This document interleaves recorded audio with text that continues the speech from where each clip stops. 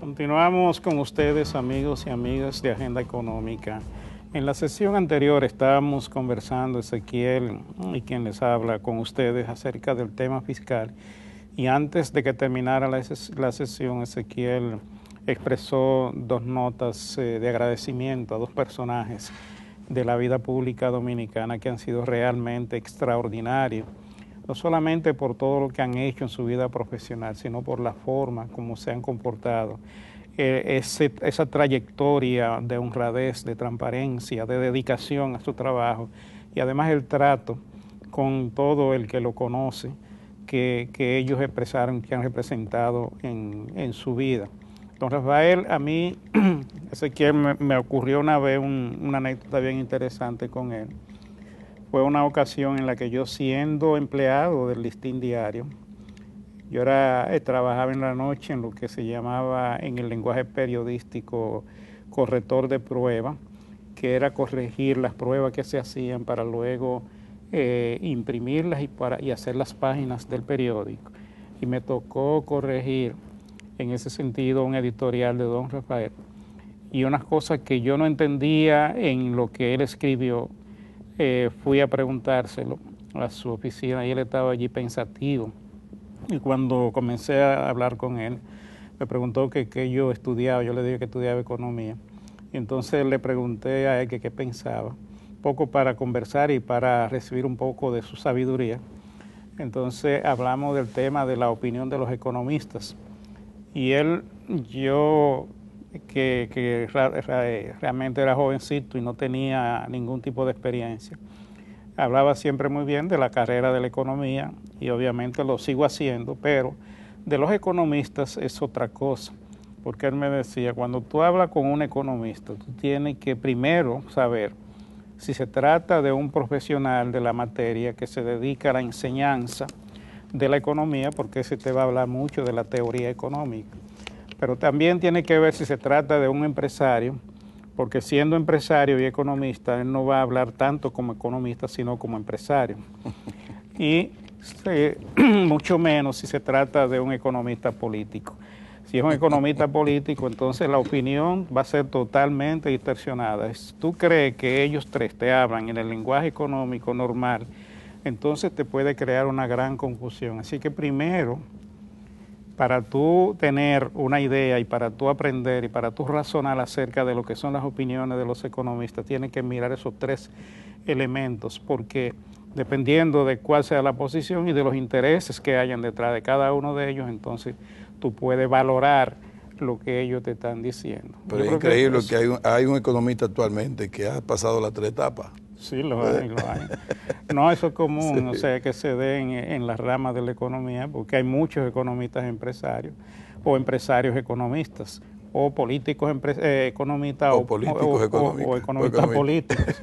O sea, todos esos tipos de cosas hay que valorarlos. Yo creo que valen mucho, porque yo soy de las personas que cuando yo voy a leer un artículo, lo primero que yo veo es quién lo escribe. Ya.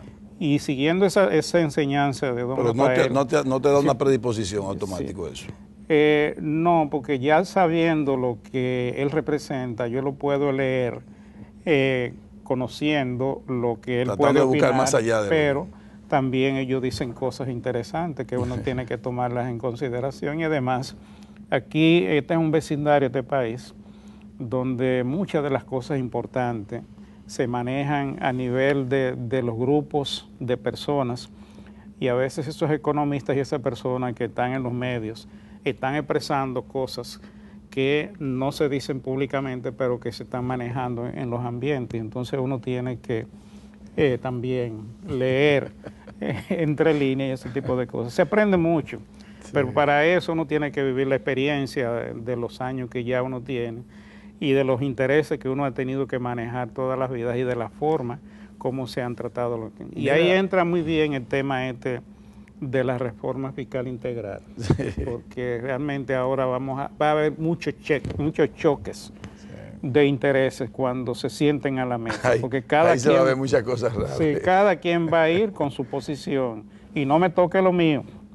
Vamos a hablar de por acá, vamos a hacer la reforma por aquí, pero la parte mía no me la toca, y ese es el punto que normalmente se pelea en este tipo de cosas. Tú sabes, Luis, que Antes de nosotros entrar en algún tema específico, yo quiero hablar un poco de lo que fue aprobado, por lo menos en la Cámara Alta, en la Cámara de los Senadores, lo que se llama el Instituto Nacional de Estadísticas. Ya eso fue aprobado en primera instancia, pasa ahora a los diputados para que ellos ratifiquen o no esa ley. Y según lo que yo pude leer, los dos artículos de Ricardo Rojas León, real y efectivamente, si le van a dar el monopolio de esas informaciones a ese instituto, sacando diríamos que, de derecho al Banco Central o al Ministerio de Economía, Planificación y Desarrollo, y cualquier otro ministerio que también tengan que ver con varias estadísticas, como el Ministerio de Turismo da alguna estadística en sus partes, pero básicamente en la parte económica, el Banco Central es el que tiene la mayor responsabilidad de las estadísticas. Y Ricardo Rojas León, muy preocupado, decía que eso se trató de hacer en un par de países y que eso fue un fracaso. Aparentemente los legisladores, con el derecho de que ellos entienden que pudiese ser, porque yo siempre digo, de un tiempo para acá, estos legisladores nuestros, tanto los senadores como los diputados, tienen un mérito. Yo, por lo menos yo, no sé si estoy pecando de inocente, pero por lo menos yo no veo lo que antes uno veía, que todo era un dinero, un macuteo, una extorsión, un hombre con un interés económico, el hombre del maletín. Eso ya no se ve. Eso por lo menos hay que reconocerlo en ninguna de las bancadas, de ningún partido, ni del PRD, ni del PLD, ni de ningún otro partido que tenga representación en los diputados en el Senado. Ya eso no se ve. Antes uno veía mucho diríamos que ese aire, ¿no? Esa imagen que tenían los legisladores, que cualquier ley que aprobaran o que quisieran aprobar, todo era un asunto de dinero. Reitero que tal vez estoy pecando de inocente, pero es lo que yo siento que ahora no veo y que antes sí veía.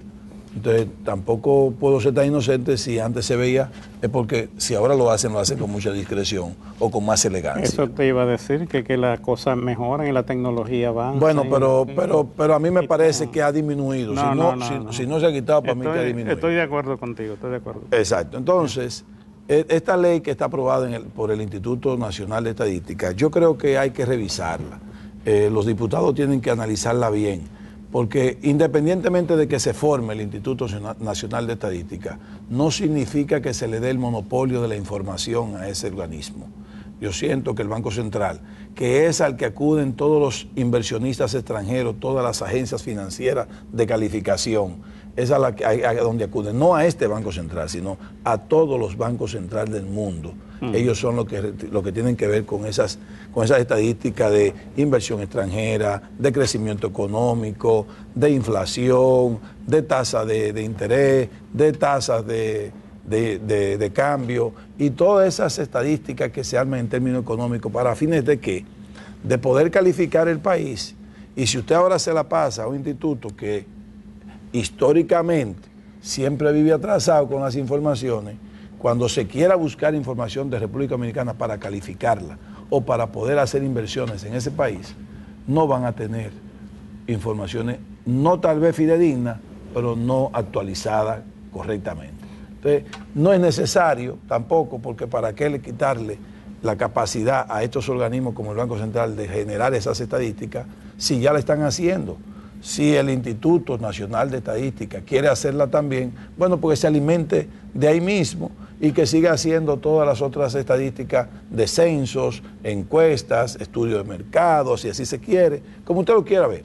Pero no deben monopolizar esa fuente de información. Creo, Ezequiel, que en la ley que crea el Ministerio de Economía, Planificación y Desarrollo, quedó establecido que una buena parte de las estadísticas o de los organismos productores de estadísticas sean una dependencia de ese ministerio. Dice que va a depender del ministerio. Y hay una discusión vieja con respecto a las estadísticas. Algunos dicen que el Banco Central es juez y parte cuando hace estadísticas, porque él hace las estadísticas, también las analiza y hace los informes. Pero mira, yo quiero contar a los amigos otra anécdota para que veamos un poco eso que tú estás explicando, que es una preocupación muy justificada, porque Ricardo Rojas León habla de la posibilidad de un apagón estadístico. Eso quiere decir interrumpir todo lo que ha sido una historia de elaboración de estadística por una razón que puede estar motivada por muchísimas razones. Y la historia de la República Dominicana está llena de casos y de experiencias en ese sentido. Aquí se creó la Oficina Nacional de Estadística. Pero cuando nosotros llegamos al Banco Central y comenzamos a requerir informaciones para hacer los informes de la economía, aquí no había estadística, no había forma de tú conseguir informaciones.